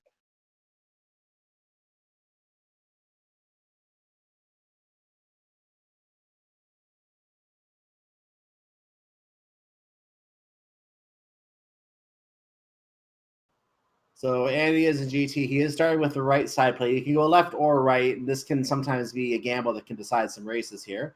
That was the big key in number 1. Well, I'd look at the replay to see that because I couldn't believe my eyes. That was the big key in number 1. So I was half right. So go ahead. Unfortunately, Korik has decided to bow this one out and forfeit. That last locationing that bow and boots really hurt him. So I kind of get where he's coming from on this. Everybody, get your hearts in chat for Korik. It was a tough one.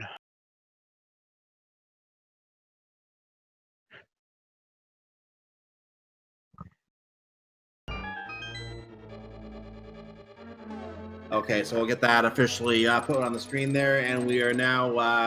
I think our audio is following either Plasma or Azure at this point, because I don't think that's GT music on Andy. He is still looking for the sword, because obviously the sword is important. He will clean out this entire basement looking for a sword, if that's what it takes. We may get to see a big chest today, ladies and gentlemen. Can that sword really be in the big chest today, or is this seed going to do that to us? On the SG Live qualifiers.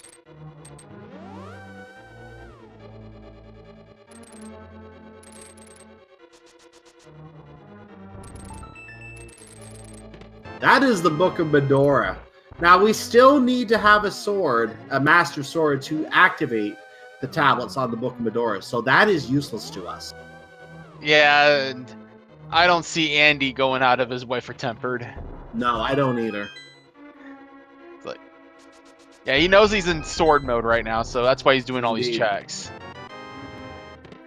So arrows, a big 20, a map, and, well, some medicine for magic. That's not bad. So he's going to go back to the right side. Now, you might be wondering why he didn't continue to Bob's chest and onwards to the back of the dungeon. He's doing all of right side. He might even do Tower Room first. I don't know. We'll see. And he knows he can cover every remaining chest by taking this route right now. He is skipping Tower Room, though.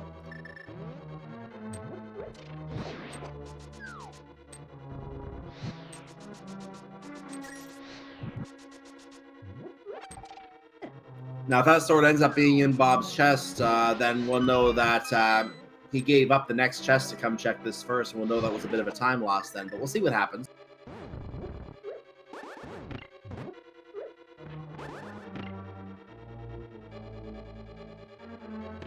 So there's 10 arrows in the compass room. We also have a heart container. There's our Master Sword, and he doesn't even open... Well, he's going to open that last chest. Piece of heart. But there is our Master Sword. Andy is now finally in true go mode at 1 hour, 16 minutes, and 24 seconds. And Andy, the professional he is, making sure that he does, in fact, have a small key to climb GT.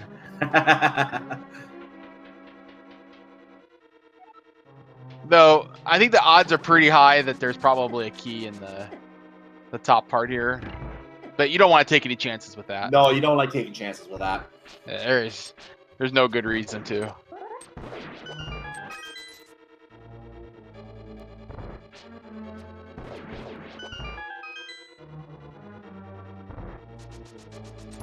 So he enters through the big key door right now, and yeah, there's a big key door down here. There's another one upstairs too, just in case. I guess Nintendo had the foresight to figure out people might try to hack their way into it and put another one at the top to make sure you couldn't get to the boss. All right. So we have Plasma Kappa and Astor. Plasma Kappa slightly in the lead right now. Both of them are going to have to do that same hunt for the sword. It'll be interesting to see if they decide to go full right before they do left. Andy's got enough of a lead that it shouldn't make a difference now, I think. But if they do the full right play and get the sword quicker, that would save some time off of Andy, and that would improve their result for this race compared to Andy, assuming Andy were to win this race.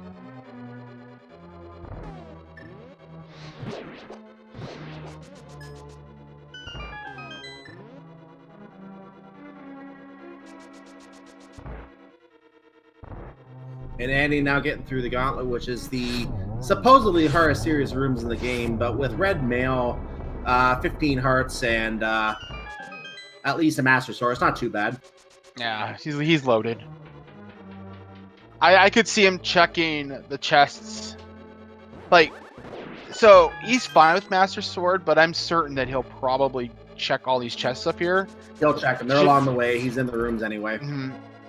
I mean, it'd be pretty awesome if he didn't. I would respect him for it. Yep.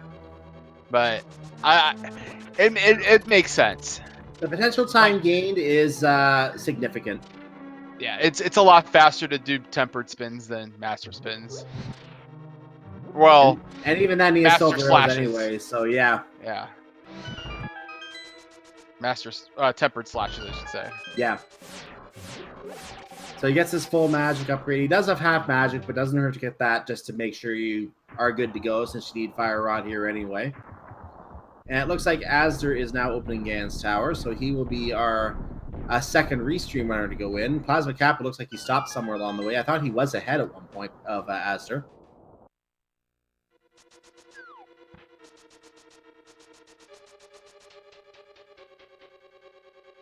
And he bonking into the wall as the door is revealed. Azur gets his big key immediately. Will he continue right looking for the sword? No, he's going back to the start. He's going to do what Andy did.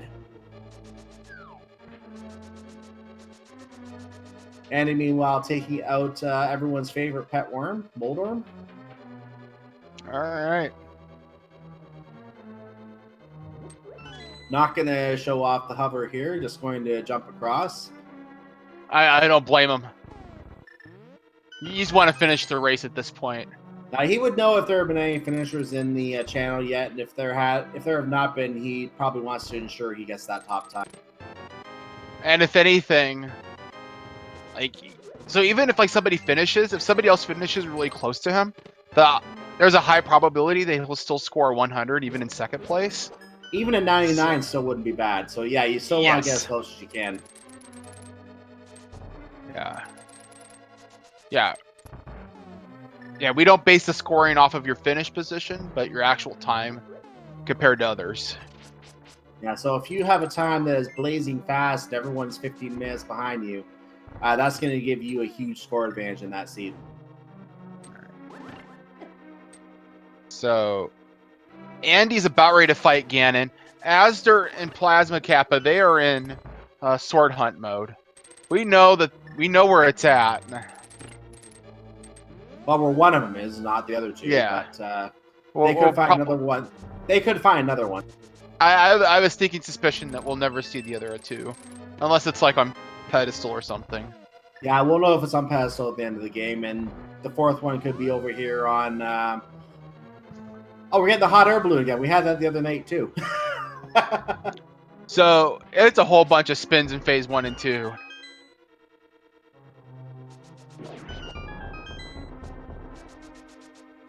So after all the spinning is done, Ganon is throwing his trident around. That's phase 1. Usually with Temper Sword, you see this done very quickly, but with Master Sword, you have to do some spins. He should go into Fire Bat mode momentarily here. There it is. The circle of fire appears. They will ring out at you. Hookshot is a good way to avoid getting hit by them because it makes you give you iframes, invincibility frames. And then they turn into Fire Bats, and you want to avoid the Fire Bats. Again, Hookshot can help you with that too. And he's just showing that off right now.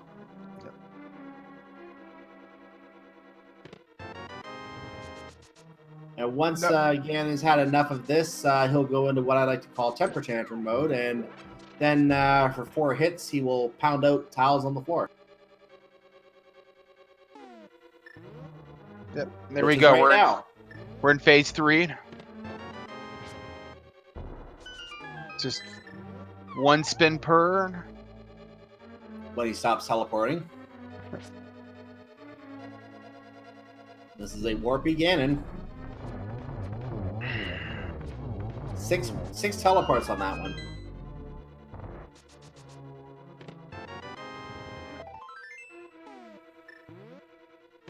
And by the way, just to clear up in case this were to be a question, Ganon is seeded the same for the first fight for anyone coming into the fight. After that, it's turns back into a random fight. So if you kill it on the first go, you're going to get the exact same fight as someone else who did on the first go. And there we go. And that is silver shot number 4. All right. Just have to cross the bridge. I'm sure he won't fail that. No, I'm sure he'll be able to do a 1x3 passage safely. And we will get his official Astral time. And if there are any other finishers before him, we will announce that in a moment. I always like to see what the Triforce says before we do that, though. So the Triforce message today is, you win! And to answer whether he did win, he almost won. He came in second place with an official SRL time of 1 hour, 23 minutes, and 36 seconds, which is actually a dead heat with weighty words, who finished with the exact same time, tied for second place. We have an official winner in Solski, who finished with a 1:19.03, and just crossing, we have Zelgadison with a 1:24.17 in 4th place. Get your GGs in chat for all of them, and we'll see if Andy wishes to join us.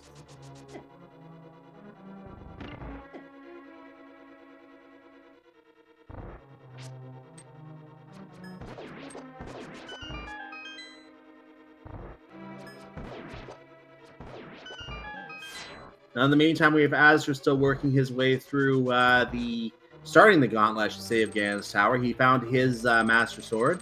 Plasma Kappa is still looking for his Master Sword. And actually, he just found it, actually. He's heading upstairs now. He got it out of the compass room, as did the others.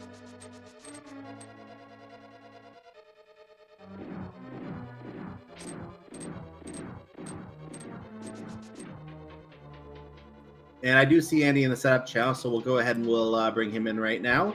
And Andy, GG, congratulations on second place. GG. How did that seed fall for you today? It felt fine. It was a really generous seed. If you did everything it wanted you to do, I suppose. Boots and Bow being at Sahashla was a little bit of a bad feel, but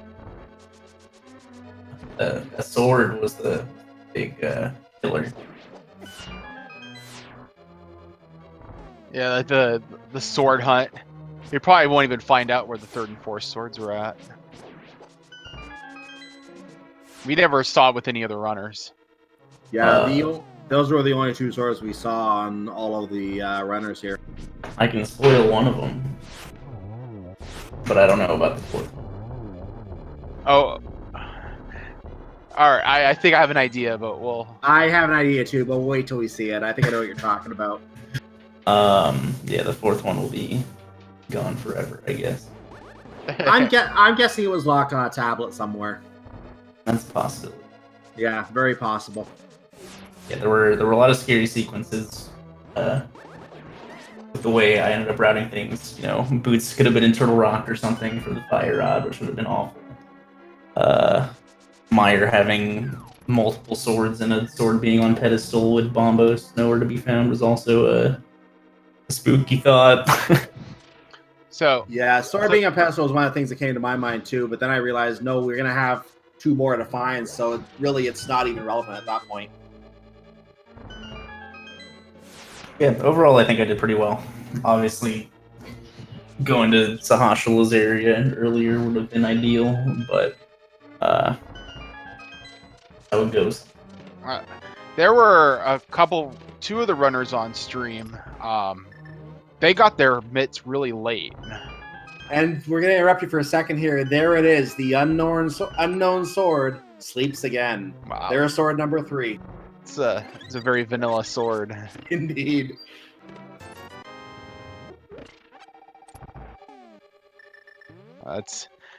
So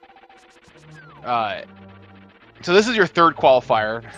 Yep, my first 2 are probably going to be written out. I won the first one, and my second one was not a great showing. That happens the best, right? Yeah. So, but I can't complain with second place. A little less than 100 score. Since me and Wadey tied. Yeah, definitely. That was pretty great. But yeah, I'll take it. Gotta make the next 2 count. I like to see what Solsky did to get the 119 on that. He did Eastern before Kakariko. That was the big thing. All right, so he wow. All right. I think he said his go mode was Hype Cave, and then it was like a sword hunt for 35 minutes or something like that. Wow. Yeah. I'll have to watch that later. That sounds interesting. That's pretty interesting. Yeah, I'm gonna have to watch his VOD later. I agree. That's probably a good reason why we capped the scores, just to smooth that out a little bit. Yeah, it was a fun seed. I played pretty well. If I can keep that up, I think I'll be looking pretty good. Are you planning on going to SpeedGaming Live regardless, or only if you make top 3? All right. All of my travels are already booked. Awesome. Well, I'm looking forward to seeing you there. That should be a lot of fun. I'm excited. I wouldn't be surprised to see you in the top 3 as well. So definitely looking forward. Again, I can't go myself. I wish I could. But I'm definitely looking forward to seeing you live on the races there, because I'm sure you'll be in that tournament, especially in the top brackets there. So I'm looking forward to seeing you on there.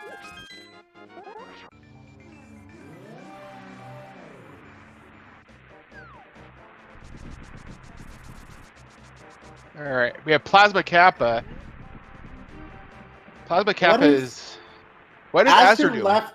I'm wondering that too. Did he not get the sword in Gan's Tower? Nope, he did I thought he Power did. Room, and then he went upstairs. Oh no, we might get to see the fourth sword here.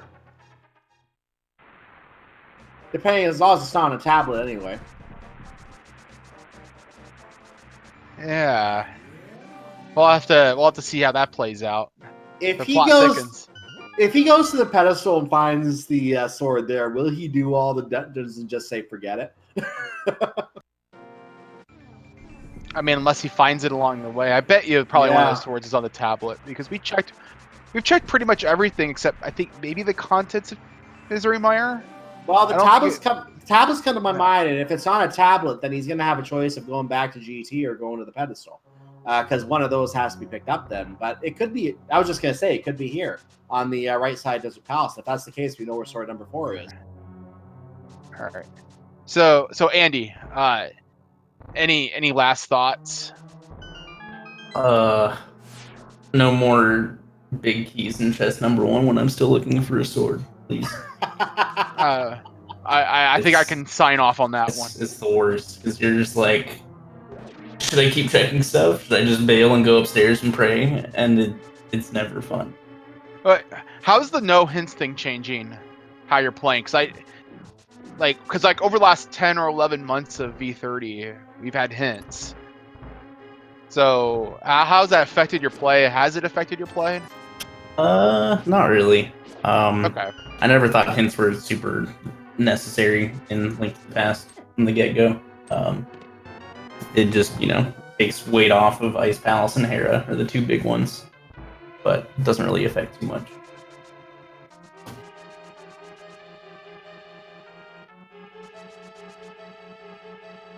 All right. Well, we're gonna watch Plasma Kappa finish up here. Thank you so much for participating and joining us for the interview. Yeah, no problem. Thanks for having me. And GG, once again, congratulations Yes. on that second place tie. So yeah, as just noted by Cyanex, Plasma Kappa is about to finish. He is on the Gan fight, finishing with silver arrows to Ganon's backside or stomach, as the case may be right now. And I think that was 2 or 3 he's had so far. I hadn't keep a quick count. Looks like it was 3 now. This should be the last hit. And there it is. He just has to navigate his own 1x3 bridge. I'm going to just bring up the channel and see if there are any other finishes in the meantime as we go to get Plasma Kappa's time here, but he is going to finish. I've got a few here. So we have Zelga Dasan in 4th place with a 124.17. P-Train in 5th with a 131.12. Hacksaw with a 131.13, 1 second after P-Train. Wow.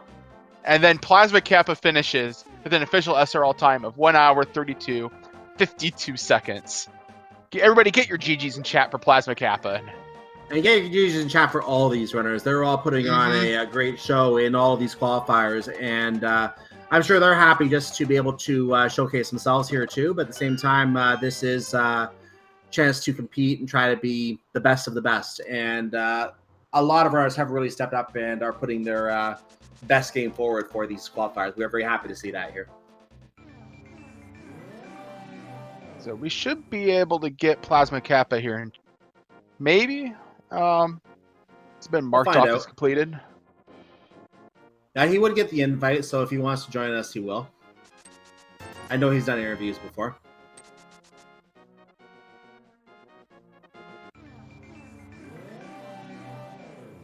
In the meantime, we're still following Az around. He's only doing the purple chest now. We know the purple chest is not the solution. Gary just gave you a tip for bringing him his lunch. And we are joined here by Plasma Kappa, GG man. GG. Please send swords. Send swords. So I'm gonna say you didn't like the lack of swords in this season. Well, I was fine until I didn't have one going into GT. Until I found the big key first. And then every other chest was levels of disappointing on and on. And And then you finally found it, and then you realized it was one on the pedestal. Yes. Oh, of course.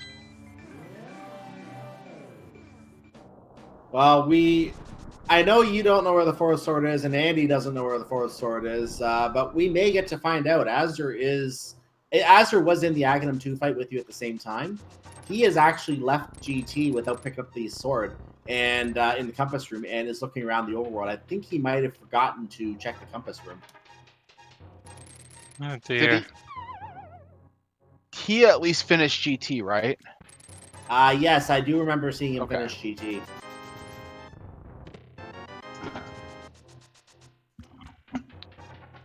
It's also Bombos medallion also was nowhere to be found. Yeah, we didn't need it. Yeah. Oh. So we needed to get my lamp, make my playthrough in logic. Yeah, we saw that you... It looks like you're not as comfortable with Dark Turtles. Because we did see you like just dip out and go back and grab the fire rod before going into pod. Why not? Azur's going back to Ice Palace, it looks like. Oh. Well, I didn't feel like taking the unnecessary risk today.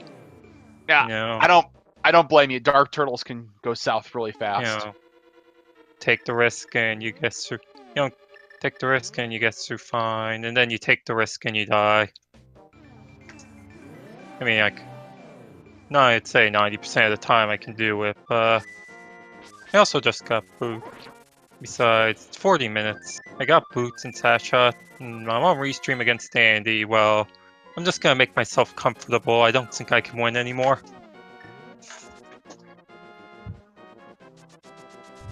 Hey, see, the thing about placing in these qualifiers isn't necessarily like your actual placement. It's like how much time difference you have between the average of the top 3.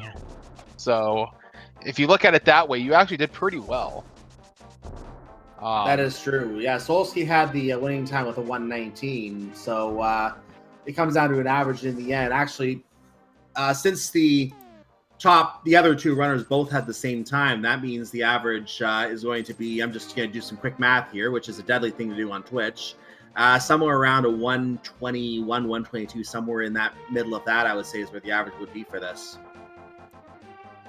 Yeah. Maybe around 120 somewhere. Well, we'll do the official math later. Yeah, exactly. But so you've done. I think this is your third, This is my fourth, fifth. fifth. This is your fifth. Okay. Yes. So what did you kind of think of your performance throughout all 5 of your qualifiers overall? Well, those were some very interesting seeds. Well, they were mostly okay, but not top 3 okay. Aside from that one where I actually saw through the ruse. Just to give an update on Azur, he just checked Pyramid Fairy, found heart container, but no sword. Still isn't going back into GT, huh? He might think he opened all the chests. He might just not realize he didn't check Compass Room. That would be Yeah. unfortunate.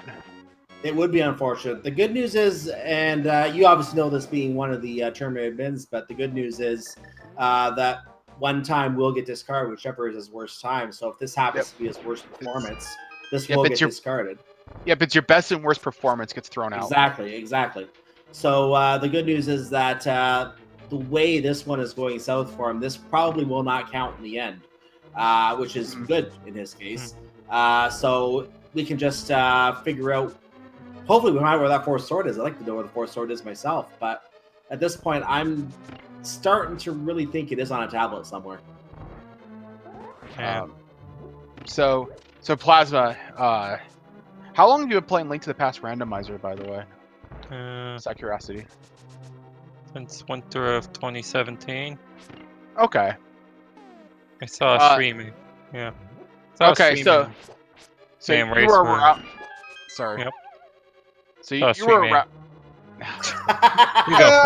Okay, I'll referee this. Shut up. Fennec, go. No, I'll shut up. You go. Okay, so I got into it. They're seeing a 3-man race where 2 people skipped the ice rod and hair base and 1 person didn't, and I'm like, oh, this is the competitive game for me. Oh. So you were around when hints were not a thing. I So was. with the hints not being a thing for these races, how has that felt? Is it kind of, how's that kind of worked out for you so far in these qualifiers? Sort of jerking around my muscle memory. I think it's mostly positive. It's true. Makes any gambles a bit more lucrative since you can't just have hints set it on fire for you. I guess nothing feels worse than making that galaxy brain gamble. You're getting paid for it, and then you go and you just read a hint, and it tells exactly what it was, and you just feel bad. So Yes. Kind of a bit reliant on those to place really high, so prefer if they didn't get spoiled for me. that's fair. I made a few derps. Just not checking Zora Ledge. So Plasma Kappa, are you planning on going to Speed Gaming Live? Oh no, I don't have the Okay. money. That's fair.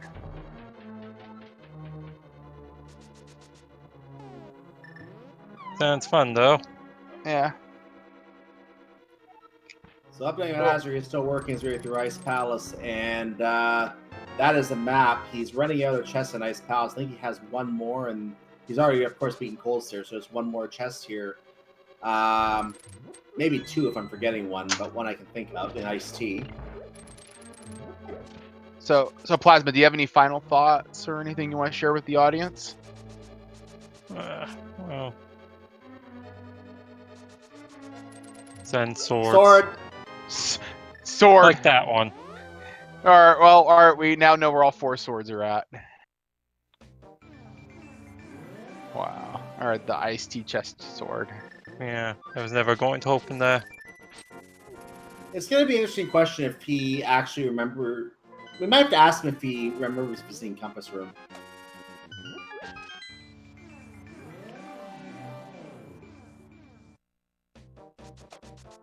Yeah, well, we'll have to ask him some questions here. Yeah. Yeah, well, GG again on qualifiers. I'll get out of your way. Oh, you're welcome to stay if you want. Thanks for playing. Thanks for allowing us to showcase you. You've been fun to watch. Oh, thank you. Always try to go big to get the gold. Usually end up with fool's gold. I mean, I'm looking at this. I'm looking at the scoring sheet right now. It looks like you are going to score pretty well, even if this was your worst race. So there's that. Pretty sure this one is not my worst.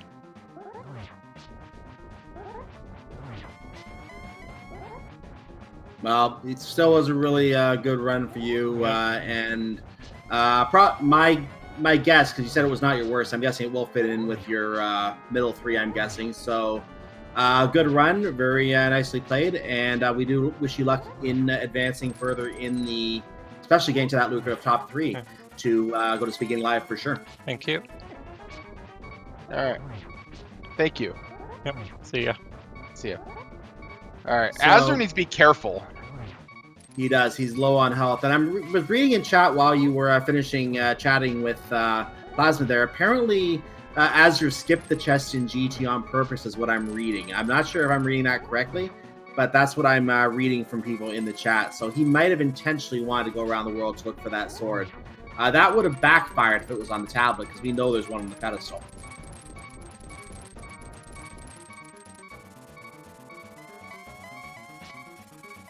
So while Azure is finishing up, I'm just going to see if we can cover a few more times here.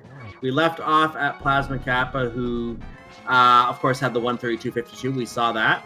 We have the runner Trinex, not the monster, the runner Trinex, finishing in a 134.58 in 8th place. SAGTG with 137.42. We have Karnath FD in 10th place with a 142.21, rounding out the top 10. Other finishers, Guitar Girl with a 143.25. And shortly, we should probably see Asder finish.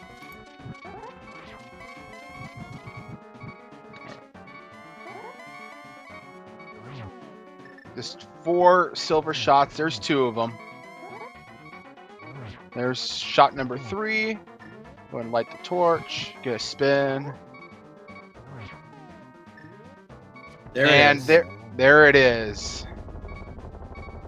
So when we have Asder cross the bridge here at 1x3 bridge, we will be finished on the Restream end for our racers. There may still be a few other runners racing, as there were 19 people in this race. So he does cross the bridge, and he is in 12th place with an official SRL time of 1:45.44. Get your GGs in chat for him. GG. We'll see if we can bring him in for an interview as well.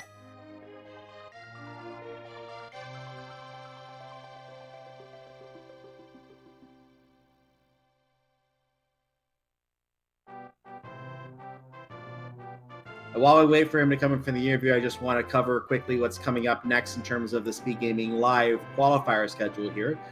First of all, there is actually coming later tonight one of the Zelda Ocarina of Time randomizer qualifiers, so stay tuned for that. That will be starting, I think, about 11:15 is what we have for that. That's also something that's going to be right at SpeedGaming Live. Make sure to come back in an hour and watch that. We also have, for the link to the past qualifiers, our next race on air will be 3:15 p.m., 3:15 in the afternoon Eastern Time, which is about 8:15 in the UK, about 9:15 for the rest of Europe. So good for European audience to be able to watch that one on August 16th, 3:15 p.m. Eastern, 8:15 UK. Check your local time if that is not, in either case, your actual time. And then on August 17th, we have 12:15 p.m. Eastern Time, 3 hours earlier. That's Saturday. Those are our next 2 qualifiers in the Link to the Past randomizer qualifiers for SpeedGaming Live. And again, type SG Live in chat, the exclamation mark SG Live, to get more information on SpeedGaming Live itself and more information on the various events that are going to be taking place. All right. And we are joined by Asder. GG, man. Hello. Yeah. That was quite the sword hunt. That was quite the mitts hunt. I can't believe they were in Sphere 1 with the hammer that early. Yeah, like that was like there was a lot of Sphere 1 locations that had progression that did not get visited until very late. So I thought it was so unlikely that they were going to be there that I searched other spots instead. And then, like, even when I did find them, I was like, okay, this isn't the worst, I guess, because I get to skip all the mitts locked stuff. But it was too late.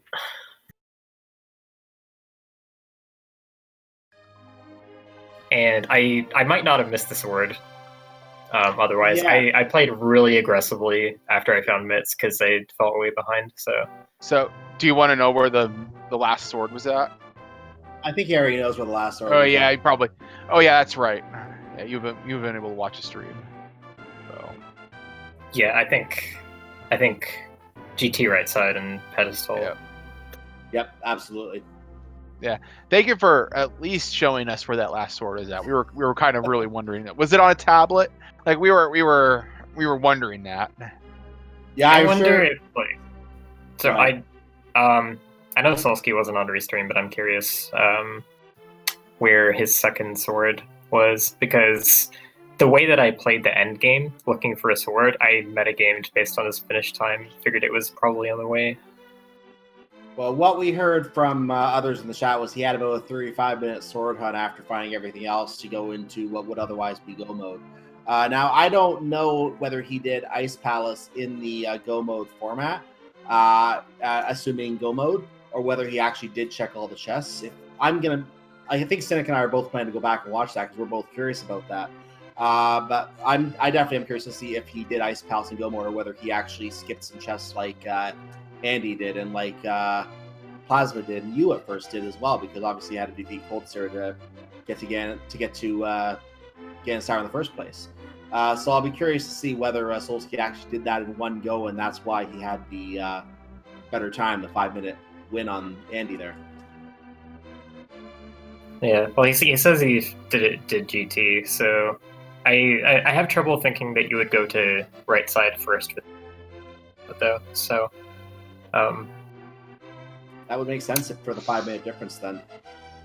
119 is pretty good, but also like if you did get mitts and didn't skip them like I did, then like none of the other stuff is really even remotely trolly, honestly. So I guess 119 with a bunch of extra checks for the sword is still pretty believable.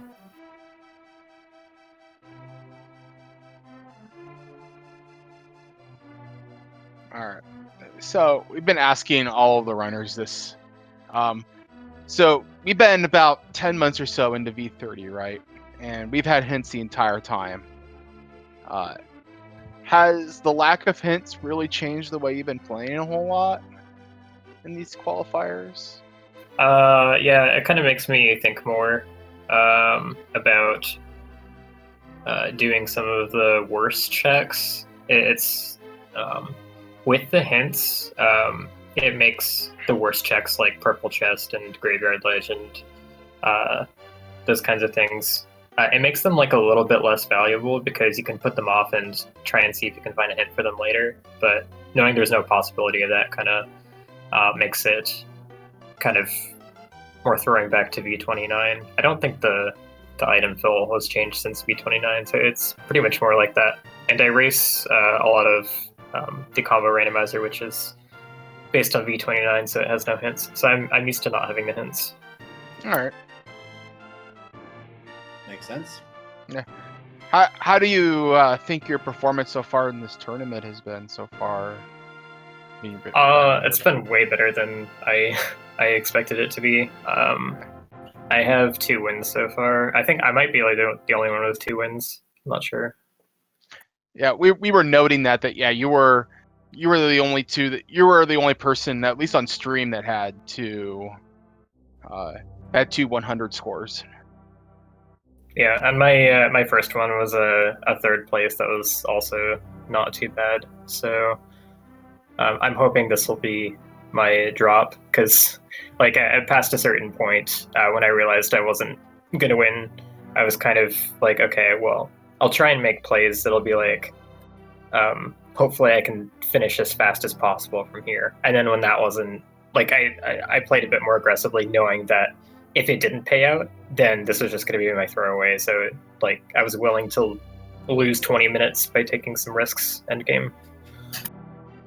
And it got us information on the 4 swords, so we're not going to complain about that. And as you said, you have 2 really good finishes. They're already going to count that extra 100 and the 3rd place finish. All you need is another good finish. I'd say top 5, and you're probably maybe even a little less than that. You're almost a shoe-in for the top 3 at that point. So, yeah, we are definitely looking forward to seeing how that last one turns out for you when that time comes, that you do that last qualifier, and seeing whether you make that top 3. You definitely have a chance. Yeah, I think the pressure under these conditions makes me route kind of differently. It's a weird mix of aggressive and I'm safe in some spots, but it's kind of like really metered, and it's hard to tap into that mindset when there are different stakes. So I don't often play like this. So it'll be interesting to see how the last race goes. Like this race, I think I was in a very good position. I was playing the way that I have through most of these qualifiers. It's just I didn't expect bits to be Spear 1, so I made that calculation, and it burned me. But that's always fair. That risk is always there. It's like it's like the theme for like everyone. And for like Korik got really wrecked by last location in the bow in Sahashula's closet, and I feel really bad about that too, because like that's never a good feeling, right? Oh, I was wondering if that was what happened to someone. I was wondering how much time I lost to it too, because I feel like somebody probably went there early. Yeah. And we were hypothesizing both of those scenarios because at one point I mentioned during the commentary that someone might be trying to put off Ice Palace until they get the Titan's Bit, which means that they would then flute check the Ice Rod K spot and then go to the dungeon. But In this case, you had to go get the Titansmith there before you could go to the dungeon. The same thing happened with the boat being in Sasral's closet. We didn't, and neither of us even saw the boat get picked up. We were looking at, I think it was Andy at the time doing something, and all of a sudden, oh, someone has the bow in the boots. We missed that. Suddenly, that as well. We were talking about that as well, saying it, people will put that off, thinking they can do dungeons after they get the bow, but they won't go to the area of the dungeons to check to get the bow. Like both of those scenarios came up in one seed today, and really interesting logical decisions to make here, whether you go to those areas without the items and get those items, which is how it turned out. I was just running out of places that things could be, so I just made my way over there. And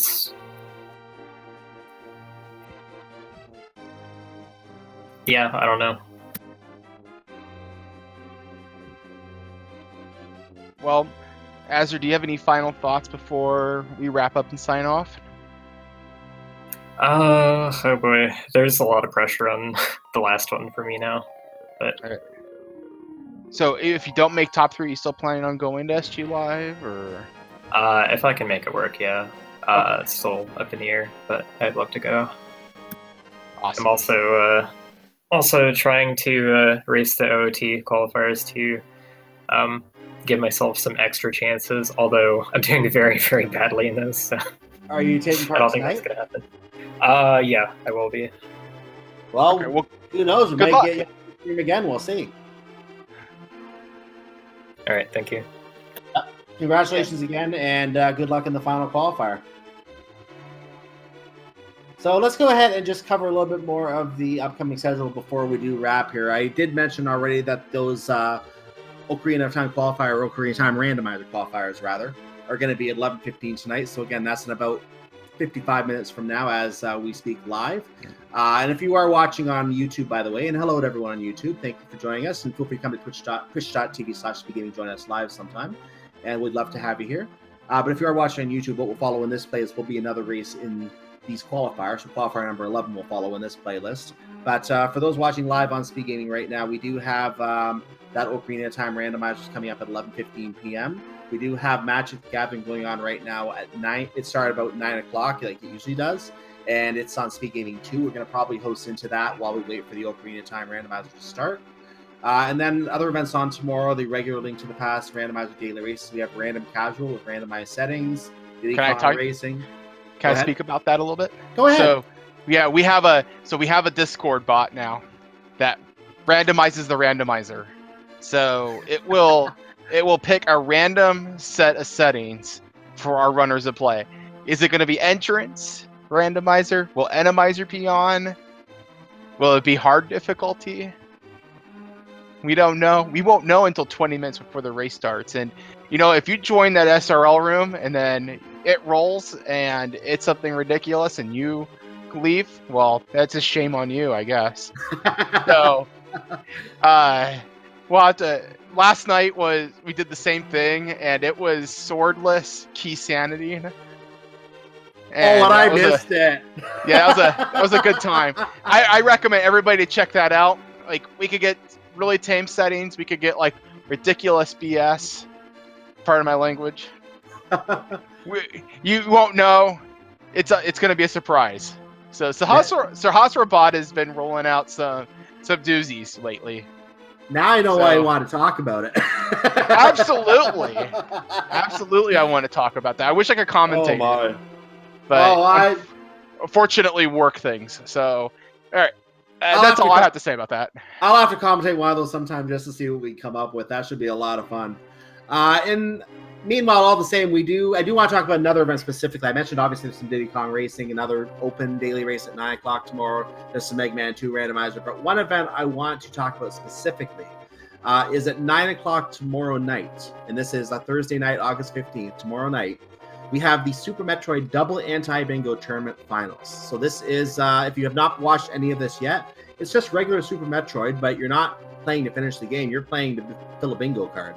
So once you finish the tasks on 2 lines of the board, one of which is chosen by your opponent, you're done. And either you win or you lose, depending on whether the other opponent did it first. So that is the tournament finals tomorrow. Last chance to check that out. 9 o'clock tomorrow. Slotted for 2.5 hours. So make sure to come by and cheer on those runners, the two final runners. Actually, let me get their names to shout them out a little bit here.